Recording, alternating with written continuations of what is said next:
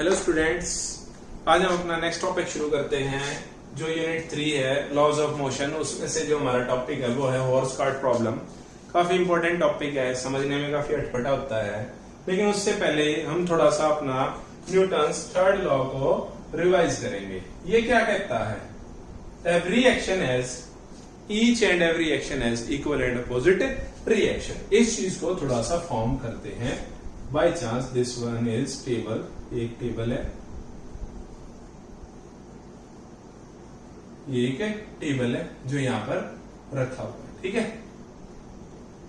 इसके ऊपर एक बॉक्स रखा है, बॉक्स। तो ये बॉक्स तो एट रेस्ट है, ये तो रेस्ट पे है। एक टेबल के ऊपर एक बॉक्स रखा है जो कहां है? रेस्ट पे है। अब रेस्ट पे है तो इस पे तो मैं कहूंगा न्यूटन्स का फर्स्ट लॉ फॉलो कर रहा है, लेकिन फॉलो क्या लग रहा है बेटा? ये कुछ हाइट पे अर्थ के, अर्थ की एक प्रॉपर्टी है हर चीज को नीचे की तरफ खींचने की विद एक्सेलरेशन g। तो इसके ऊपर भी एक क्या लग रहा है? टोटल इसकी ग्रेविटी इसको जा रही है, तो इसका जो वेट है वो होता है W = mg। असल में ये फोर्स भी होता है, जितना इसका वेट होगा उतना इसका एक्सेलरेशन होगा। अब इस एक्शन के लिए मेरे पास एक रिएक्शन होता है जिसको मैं डिनोट करता हूं R से। यानी अगर मैं इस बुक को या इस बॉक्स को बनाऊं तो इसके सेंटर ऑफ मास पे इसका बैलेंस या इसका वेट जितना भी फोर्स लगा रहा है डाउनवर्ड लग रहा है, और उस एक्शन का रिएक्शन हो रहा है अपवर्ड, उसके opposite. Every action has equal and opposite reaction. तो एक बॉडी है जो इस वक्त, जैसे ये पेन है, ये पेन है, तो इसका जो वेट है टोटली कंसेंट्रेटेड किस तरफ है बेटा? नीचे की तरफ। तो उसका W = mg, W = mg। और जो इसका एक्शन है वो नीचे की तरफ है, तो इसका, क्योंकि इसको जब छोड़ूंगा तो ये नीचे ही जाएगा, ये तो नहीं है ना ऊपर जाएगा। ऊपर कब जाएगा? जब इसका एक्शन ऊपर की तरफ होगा। तो अभी इसका एक्शन कहाँ है? डाउनवर्ड है mg, और इसका जो रिएक्शन हुआ वो क्या हुआ? उसके opposite r, r is the reaction, और इसको बैलेंस किया mg, ठीक है। सबसे पहला केस r = mg, यानी जितना फोर्स डाउनवर्ड लग रहा है उतना ही अपवर्ड लग रहा है। आपने टग ऑफ वॉर, रस्सा कसी का गेम देखा? एक रस्सी होती है, उसको दो तरफ से खींच रहे हैं। अगर फोर्स इस तरफ ज्यादा तो इस तरफ जाएगी, फोर्स इस तरफ ज्यादा तो इस तरफ जाएगी, लेकिन क्या हो? इस तरफ भी 20 न्यूटन फोर्स, इस तरफ भी 20 न्यूटन फोर्स, और इस तरफ भी 20 न्यूटन फोर्स। तो ये स्टेबल हो जाएगी, ना इधर जाएगी ना उधर जाएगी। यानी r = mg जब होगा जब वो बुक किस पे होगी? रेस्ट पे। यहाँ एक रेस्ट पोजीशन पे है। अगर r बड़ा हो गया, रिएक्शन बड़ा हो गया, by chance this one is reaction, this one is tug of war में ये 20 न्यूटन, ये 30 न्यूटन, ये 30 न्यूटन हो गया, ये 20 रह गया, तो डायरेक्शन क्या होगी इसकी? इस तरफ। यानी अगर r is greater than mg हो जाएगा तो कहां जाएगी वो? अपवर्ड्स। और अगर r स्मॉलर देन mg हो जाएगा तो कहां आएगी? डाउनवर्ड्स। और r = mg हो जाएगा तो क्या होगी वो? रेस्ट पे, ठीक है। ये छोटा सा बेसिक था थर्ड लॉ ऑफ मोशन का। अब हम करते हैं एक हॉर्स कार्ट प्रॉब्लम, ठीक है। हॉर्स कार्ट प्रॉब्लम क्या है? जो हमारा बैल है वो एक गाड़ी को खींचता है, कार्ट को, ठीक है। तो मैं बना लू भाई, ये एक मेरा बुलॉक कार्ट है, ठीक है। ये इसके टायर्स है, ये है मेरी जमीन, ठीक है। इसको हमने बांधा एक रस्सी T से। This one is my horse. अगर इस हॉर्स का मुझे डायग्राम बनाना पड़ा तो ऐसा, ठीक है, और ऐसा। This one is tail, this one is again leg, and this one is horse.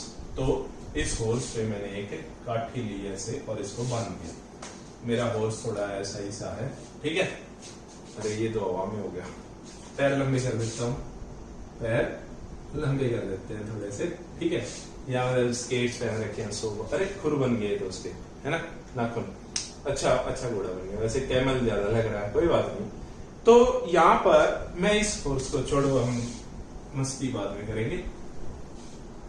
मैं इस फोर्स को एक पॉइंट ही ले लेता हूं, ठीक है। यानी दिस वन इज फोर्स का सेंटर जहां पर उसका मास कंसेंट्रेटेड है।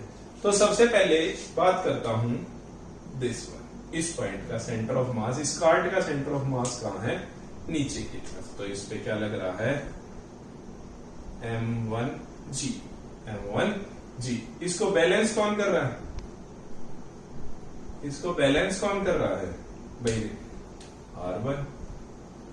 ठीक है, ऐसे ही मेरे पास फोर्स है M2G, इसको रिएक्शन कौन दे रहा, R2। ये कब है, जब घोड़ा सिर्फ उस बग्गी से बंधा हुआ है, तो वो रेस्ट पे है, जो गाड़ी जो कार्ट है मेरा उसका नीचे की तरफ मास कंसंट्रेटेड है, उसको रिएक्शन करके बैलेंस कर रखा है किसने, मेरे R1 ने। ऐसे ही मैंने R2 को बैलेंस किया, तो ये मेरा घोड़े का बैलेंस है। ठीक है, अब घोड़े को इसको खींचना है, घोड़े को इसको खींचना है, तो ये क्या है, रस्सी से वो बंधा हुआ है इससे। अब घोड़े ने जो फोर्स लगाया वो इस डायरेक्शन में फोर्स लगाएगा, फोर्स इस डायरेक्शन में लगाएगा, तो इसमें एक टेंशन आएगी, T1, tension in the rope. जब भी कोई एक बॉडी होती है जो काफी लूज होती है, उसको जब मैं खींचता हूं तो वो टेंशन लेके आती है, मैक्सिमम टेंशन होने के बाद फोर्स सप्लाई करती है। तो ये वायर ढीली डाली लटकी हुई होगी, उस टाइम वो टाइट हो जाएगी। टेंशन T1 अगर इस डायरेक्शन में है, तो T2 किस डायरेक्शन में हो जाएगा बेटा, इसमें, है ना।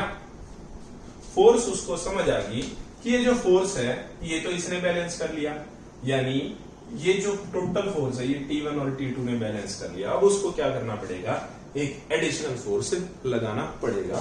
तो उसने क्या किया, अपने पैरों को थोड़ा सा एंगल पीछे लगा दिया, यहाँ पर उसने क्या कर दिया, F' नाम से दे देता हूं। इसने क्या किया, फोर्स लगाया, तो इसका रिएक्शन कहाँ जाएगा बेटा, इसका रिएक्शन जाएगा R'। क्लियर है, क्या जाएगा, R'। ठीक है, अब जो R' है इसने एंगल बनाया इस रिएक्शन के साथ, सॉरी इस रिएक्शन के साथ। ठीक है, इस रिएक्शन से, और इसने जो एंगल बनाया F के साथ वो तो बहुत ज्यादा बन गया।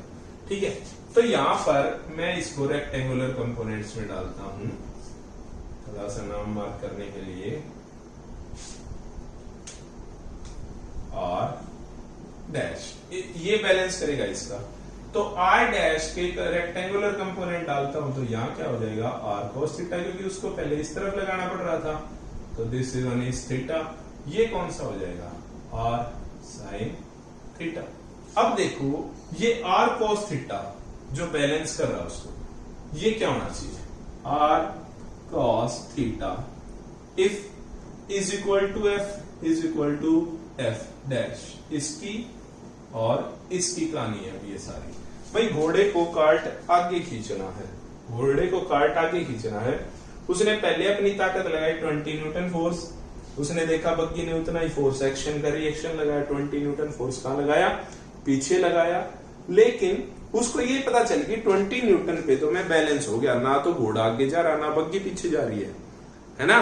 ट्रेन जब पहली बार आपने रेलवे ट्रैक के पास कभी रुकी हुई ट्रेन को चलते हुए देखना, पहली बार जब वो चलती है एक झटका लगता है, फोर्स आगे की तरफ लगता है, पूरे जो उसके ट्रेन के डिब्बे होते हैं वो उस पूरे इंजन को पीछे खींचते हैं, तब उसको फोर्स एडिशनल लगाना पड़ता है। ठीक है, वो एडिशनल फोर्स क्या होगा, ठीक है, तो R cos थीटा उसको लगाना पड़ेगा सामने की डायरेक्शन में। उसको पता चल गया 20 न्यूटन फोर्स में तो तुम ना तो घोड़ा पीछे जाएगा ना बग्गी आगे आएगी, तो उसको क्या करना पड़ेगा, इंक्रीज करना पड़ेगा। तो सबसे पहला केस, जब 20 न्यूटन R cos थीटा लगाएगा, 20 न्यूटन ये लगाएगा, तो वो बॉडी किस पे रहेगी, ये पूरा मोशन किस पे रहेगा बेटा, रेस्ट पे। वो किस पे रहेगा, रेस्ट पे। दूसरा क्या बन गए, R cos theta is greater than F, यानी R cos थीटा की डायरेक्शन क्या है ये, और F से ज्यादा हो जाए जो उसका फोर्स है, तो वो क्या करेगा, उस तरफ भागेगा, यानी मूव्स फॉरवर्ड, कार्ट आगे की तरफ जाएगा। और R cos थीटा स्मॉलर हो जाए F से, तो क्या होएगा, बैकवर्ड, बैकवर्ड मूवमेंट। कहेंगे सर अजीब सी खिचड़ी है। अब बात समझते हैं तीन खिलाड़ियों की। ठीक है, तीन खिलाड़ी हैं, ए खिलाड़ी है ए, ठीक है, एक खिलाड़ी है ऐसे,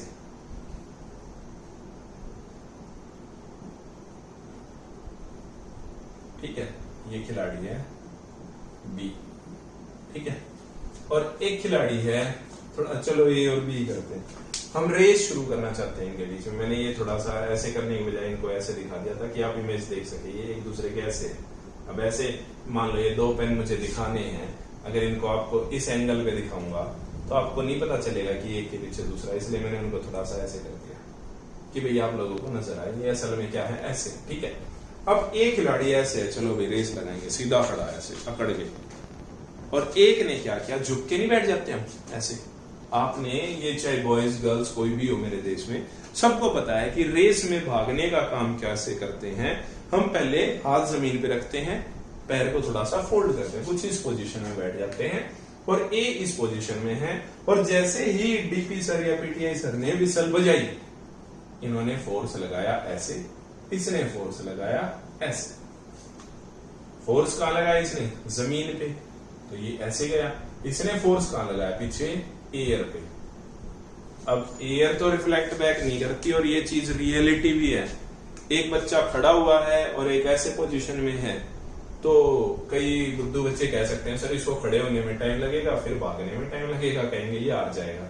लेकिन आप सब जानते हैं कि ये आगे जाएगा। अगर दोनों में स्टेबिलिटी और फोर्स या मैं कहूं पावर सेम है, तो चांसेस नहीं 100% बी जो बॉय है वो जीतेगा एज कंपेयर टू ए, क्योंकि ये तो एक रियल ट्रुथ है। क्यों? क्योंकि इसने जब जमीन पे फोर्स लगाया तो उसी ने उसका रिएक्शन दिया इस तरफ आगे की तरफ, इसलिए उसके अंदर एक फोर्स आई। जैसे ही उसने जमीन पे फोर्स लगाया, इसका रिएक्शन आया इसी डायरेक्शन में, इसी डायरेक्शन में वही R cos theta F cos theta लगाया और वो भाग गया। इसके भी रेक्टेंगुलर कंपोनेंट डालता हूं, एफ कॉस थीटा और एफ साइन थीटा। अब एफ कॉस थीटा इसी डायरेक्शन में लग गया, चाहे वो कुछ एंगल के साथ लगाओ, चाहे वो इसके कंपैरिजन में बहुत ज्यादा फोर्स मिल गया इसको, और इसकी स्पीड क्या होगी, मैक्सिमम। तो speed of A is smaller than speed of B.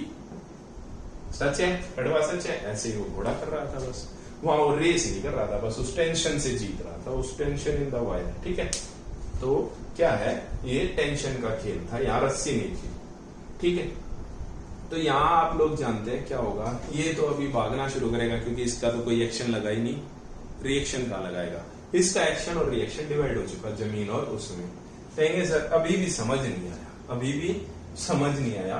तो अब बात करते हैं थोड़ा सा स्विमर बच्चों की, स्विमर तैराक बच्चे होते हैं, ठीक है। तो ये बाई चांस एक तालाब है, ठीक है, और ये उसका बॉटम है, दिस वन इज बॉटम, इतना गहरा वो, ठीक है। यहां दो लड़के हैं,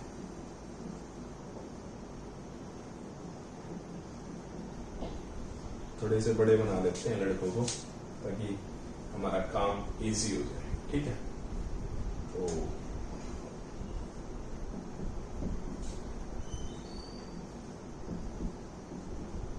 ठीक है, this one is A, this one is B.